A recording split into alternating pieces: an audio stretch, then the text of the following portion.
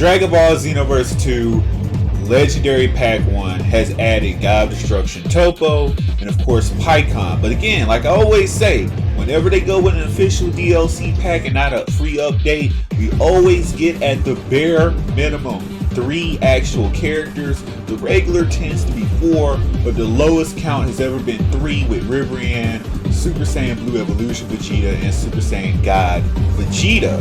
So who is going to be that other character or characters that joins God of Destruction Topo and PARAGON in Legendary Pack 1, Xenoverse 2, DLC 12, whatever you want to call it at this point? Is so many DLC packs we don't know how to call this, but we're going to discuss that brand new character in today's video. So go ahead and hit that subscribe button, click that notification bell, enable all notifications so you stay up to date with all the goodness from Perfection, the natural selection of anime and anime games for Xenoverse 2, Jump Force, My Hero Academia, Naruto Shinobi Strikers, and soon to be Demon Slayer, here on the place where the quality is in the name itself. So that brand new character coming into Legendary Pack 1 for Xenoverse 2 is going to be Hatchiyak.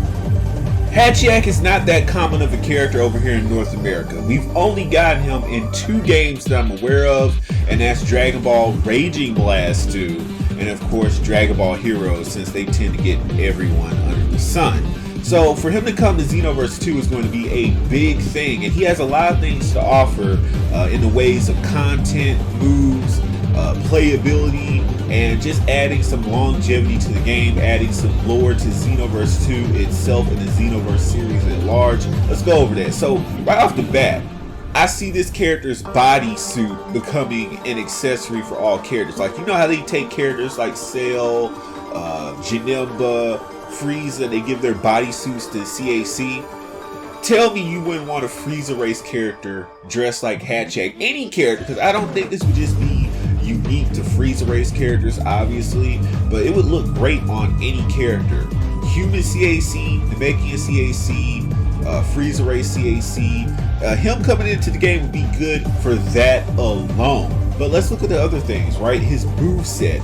This character is different in a lot of ways. Now, he's a big body, brick wall type of character, a bruiser brawler type, but he fights like a boxer. I mean, I remember using this character back in Raging Blast 2, and he was one of those OP characters if you knew how to use him. He was a boxing type. Now, he did have some wrestling moves, but the one thing that stuck with me is the boxing type. He knew how to throw hands. So now let's talk about his different moveset that he can bring into Xenoverse 2. Starting off with super technique, the ultimate blow. And it's pretty simple. This is just where he punches the character in the gut so hard that they called it the ultimate blow. That's all it is. It's simple, to the point. I mean, it is basic, but we need more strike supers. We need more strike supers. So the way that I imagine this technique going off is it's like a heavy knockback into an invisible wall. Let's say you just punch the opponent, and instead of going down towards the floor, they just get sent flying, sort of like they're stuck to that little yellow energy ball innocence cannon that Majin Buu uses. Maybe it could be something like that. I don't know, but I would love to see that technique make it into Xenoverse 2. Now, next move that we're going to be talking about is his rapid charge counter. Now, we don't have that many counters in Xenoverse 2, so we need another one.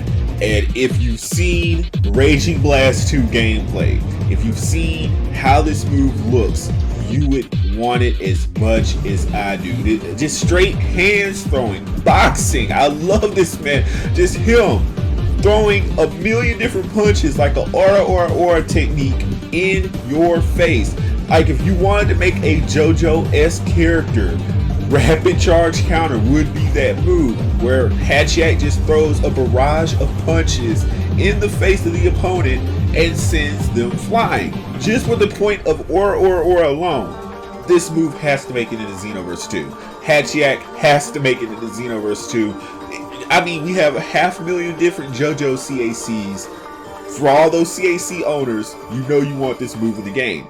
And I mean, thinking about how it would work logically, I would want it to be a combo extender instead of being an actual ender. Now, it can be a combo ender where maybe he does an uppercut into the sky, like similar to how Jotaro does it in Xenvoerse, but I would like it to be like a combo cancel. Make it have, you know, around the damage of 5k, 4 to 5k damage using this technique, but you can go immediately into another combo.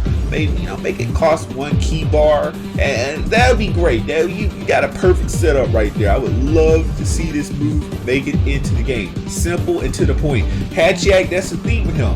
He's simple and to the point, but what he does is devastating and dominating. That is what I love about this character. Now, we have to have one of our little technique moves here, our little, you know, status change moves, and it's a charging move. Now, the way that I would implement it is Revenger Charge being a status move, and that's technically what it was in Rage of Blast 2 for his third technique, Revenger Charge, where he charges his ki. So it would be on the same level as Ultimate Charge, maybe a combination between those two moves. Like, you know, you have Burst Charge and then Ultimate Charge.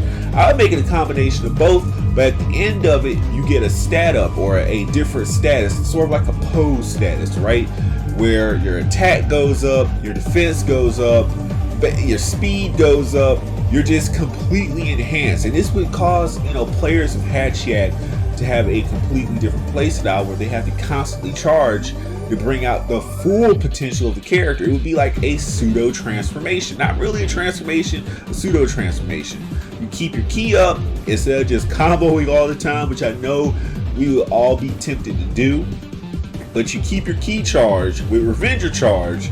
You're gonna end the battle quick, fast, and in a hurry, which I think a lot of people want to do before the cheese begins.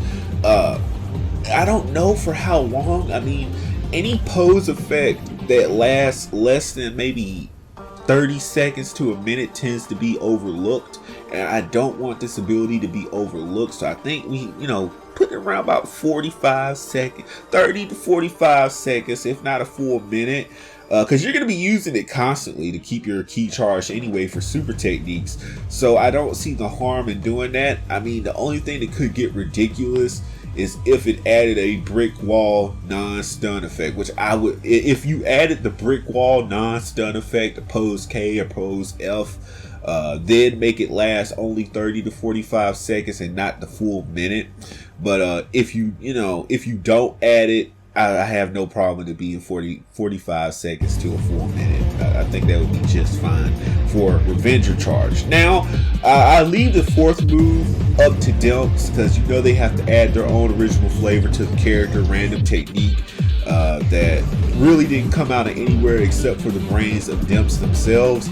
But we're going to move right along into his ultimate technique, and it is Revenger Cannon. Revenger Cannon is one of the most beautiful ultimates in the gaming franchise, period, point blank. When I first saw this move in Rage and Blast 2, it was awe-inspiring. Now, Hatchiyak crosses his arms, they glow up an emerald color, he launches out a green wave that engulfs the opponent in destruction. Again, simple, to the point, but oh so effective. Now, at that point, you gotta think about how you would make this move original in its functionality, and I think I found a way. Just like how in Rage of Blast 2, when the opponent gets hit by it, they're kind of, you know, locked in a cinematic, so you can see them emote, and it's, you know, kind of more dramatic. We do have a move like that already in the game, but it's rare. It's called Evil Blast, and they do get locked in the cinematic, so you can see how they feel. Like, you know, from your perspective, you get to see how your character emotes, but then from the opponent's perspective, they see how they emote. I mean, for Revenger Cannon, I definitely see it working like that. It would be the first wave ultimate that's technically a cinematic move as well. So you launch it like a normal wave, but when it reaches close enough to the character, they can't escape it. That's it. They're locked into it. They're done dealing. That's what I would love to see about this move, gaining a cinematic quality, and in that way you make it unique. You set it apart from Final Flash or Final Shine or Gigantic Roar by giving it a unique quality where it locks the opponent in place. Now, cost wise, 3 bars. For those 3 bars, 15k damage. And don't you dare say that's not fair, because we have plenty of 3-bar ultimates that do that sneaky, ridiculous amount of damage. So Revenger Cannon can definitely fall into that realm as well.